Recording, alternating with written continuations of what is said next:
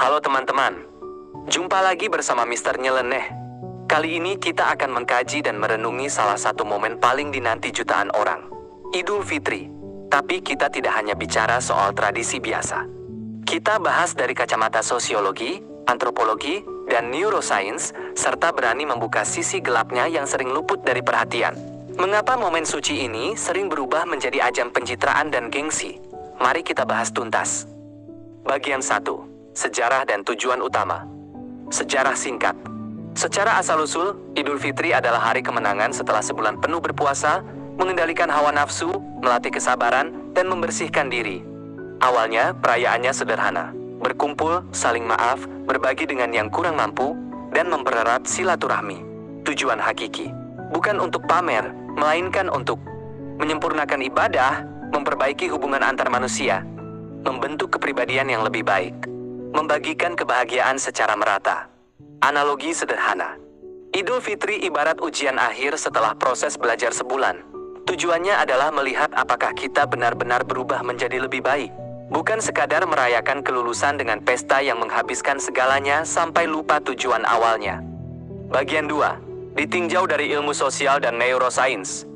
Dari sisi antropologi, Idul Fitri menjadi identitas budaya dan perekat komunitas. Manusia sejak zaman purba butuh ritual bersama untuk memperkuat rasa memiliki dan kesatuan. Tradisi pulang kampung, salam-salaman, dan makan bersama adalah cara alamiah manusia menjaga ikatan sosial. Dari sisi sosiologi, di sini muncul dinamika menarik. Masyarakat menciptakan standar sosial. Kalau lebaran harus begini, harus begitu. Awalnya bentuk kebersamaan, tapi lama-kelamaan terbentuk harapan sosial. Jika seseorang tidak memenuhi standar itu, ia merasa tersisih. Disinilah bibit pencitraan mulai tumbuh. Dari sisi neuroscience, otak manusia memiliki sistem penghargaan. Ketika kita dipuji, diakui, atau dianggap berhasil, otak melepaskan hormon dopamin yang menimbulkan rasa senang. Sebaliknya, jika merasa kalah atau dianggap kurang mampu, otak memicu rasa cemas dan rendah diri. Inilah alasan biologis mengapa banyak orang rela berkorban melebihi kemampuan. Otak kita didorong untuk menghindari rasa malu dan mengejar pengakuan. Bagian 3. Sisi gelap antara makna dan pencitraan. Nah, inilah bagian yang jarang dibahas secara terbuka. Seiring berjalannya waktu, banyak nilai asli yang tergeser. Pakaian baru bukan lagi kebutuhan, tapi tuntutan. Harus terlihat lebih bagus dari tahun lalu. Meski yang lama masih layak, makan daging dalam jumlah banyak. Bukan sekadar berbagi, tapi pamer kemampuan menyajikan hidangan mewah. Sewa sound system mahal, kembang api, sewa mobil mewah. Anggaran dipaksakan, bahkan berhutang, hanya agar terlihat mampu dan dihormati tetangga. Mengesampingkan kebutuhan pokok. Uang yang seharusnya untuk biaya sekolah, pengobatan, atau tabungan malah dipakai demi menutupi gengsi. Analogi. Ini ibarat seseorang yang sedang memakai baju baru tapi perutnya lapar.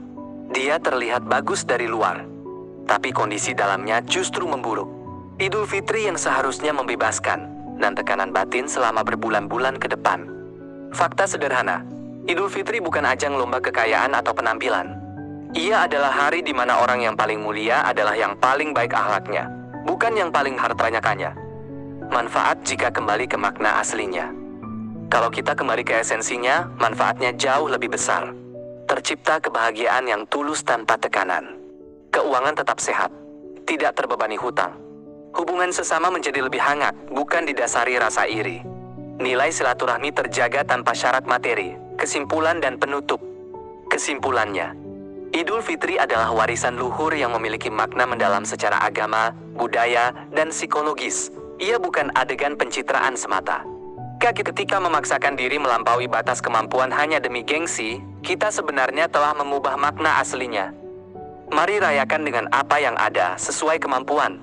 Kebahagiaan sejati tidak terlihat dari seberapa mahal pakaian atau seberapa meriah pesta, tapi dari ketenangan hati dan keikhlasan berbagi.